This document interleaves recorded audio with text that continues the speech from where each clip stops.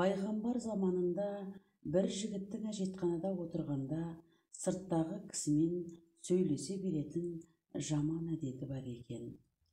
Мұны байқаған әкесі: «Ұлым, дәретте отырғаныңда сөйлейтініңді байқадым. Мұның теріс дағды» дейді. «Онда тұрған не бар, әке?» дейді.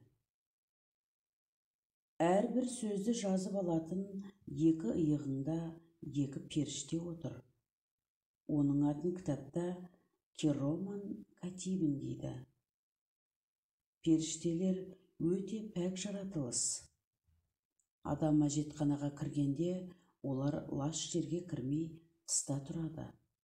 Сен әжетханада сөйлесең, періштелер сөздерді жазу үшін амалсыз шайтанның үйіне кіруге мәжбүр болады. Бұл Құдайға ұнамайтын қылық, деді әкесі. Бала жаман әдетінен тыйылыпты. Әжетханада сөйлеуге болмайды деген тыйым осылай қалыптасқан екен.